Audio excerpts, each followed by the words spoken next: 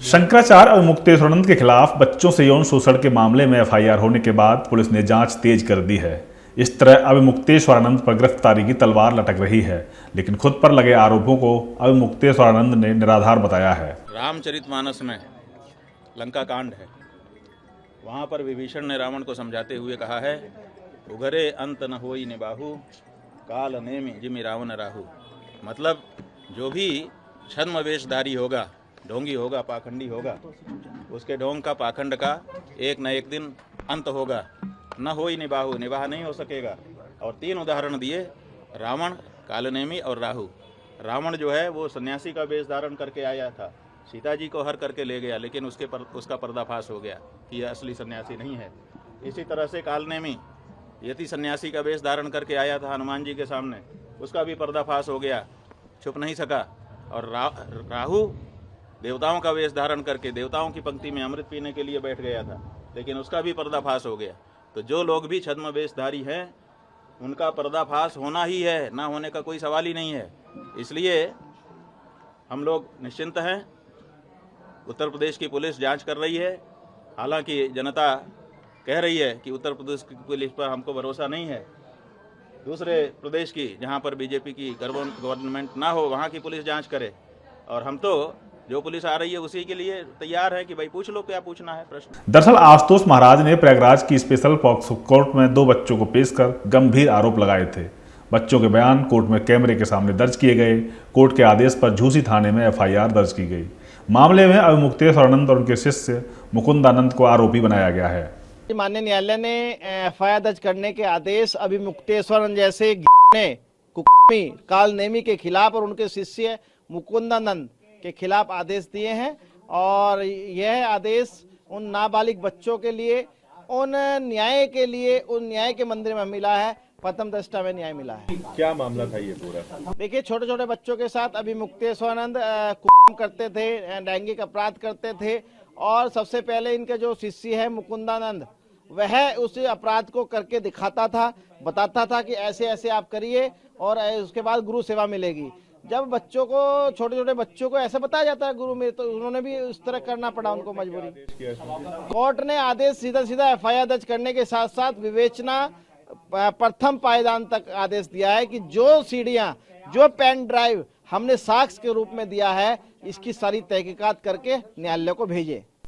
ये सम्मानित न्यायालय प्रधान पॉक्सो न्यायाधीश श्री माननीय विनोद चौरसिया जी, जो प्रयागराज में पॉक्सो के प्रधान जज हैं, उन्होंने ये निर्णय दिया। और निर्णय में जो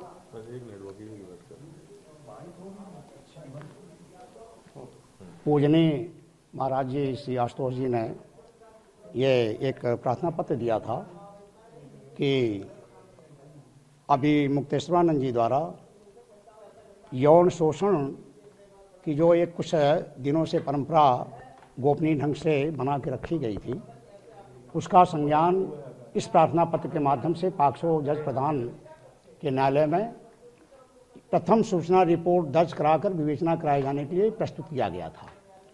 जिसमें थोड़ा सा महत्वपूर्ण बिंदु यह आप गौर करेंगे कि माननीय अदालत ने केवल सीधे आदेश नहीं किया, बल्कि उन्होंने पुलिस कमिश्नर प्रयागराज के द्वारा आरोपित तथ्यों का क्या कहते हैं विधिवत उन्होंने इंक्वायरी भी कराई। इधर अब मुक्तेश्वरानंद का कहना है कि वो पुलिस का सहयोग करने के लिए तैयार हैं, इसलिए गिरफ्तारी का कोई सवाल ही नहीं बनता। कोर्ट के आदेश के बाद शंकराचार्य अब मुक्तेश्वरानंद ने दावा किया कि मामला झूठा है। कोर्ट को इस पर जल्दी काम करना चाहिए और ज़्यादा समय नहीं लेना चाहिए, क्योंकि बहुत लोग इस मामले को देख रहे हैं। गवाही दर्ज हो और जल्दी फैसला लिया जाए। जो गलत है वह गलत ही रहेगा, जो झूठा केस दर्ज किया गया है वह आखिरकार झूठा साबित होगा। गिरफ्तारी का प्रश्न नहीं बनता है, क्योंकि गिरफ्तारी 3 कारणों से की जाती है। एक, जो घटना हुई है अगर, तो उसका एविडेंस सुरक्षित रखने की दृष्टि से। दूसरे, मेडिकल टेस्ट कराने की दृष्टि से। और तीसरे, जो अभियुक्त है जिसके ऊपर आरोप लगाया गया है वो कहीं भाग ना जाए।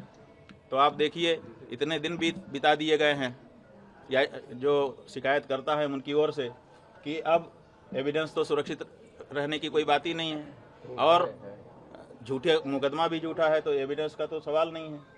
दूसरे है कि मेडिकल टेस्ट, अब इतने दिन के बाद मेडिकल टेस्ट का भी तात्पर्य समाप्त हो चुका है और हम कहीं भागे नहीं जा रहे हैं। हम तो यहाँ सामने आपके उपस्थित हैं, हर तरह का सहयोग करने के लिए तैयार हैं, इसलिए गिरफ्तारी का कोई प्रश्न नहीं है। दरअसल उत्तराखंड के ज्योतिर्मठ के प्रमुख स्वामी अभिमुक्तेश्वरानंद सरस्वती प्रयागराज माघ मेले में एक विवाद की वजह से चर्चा में रहे।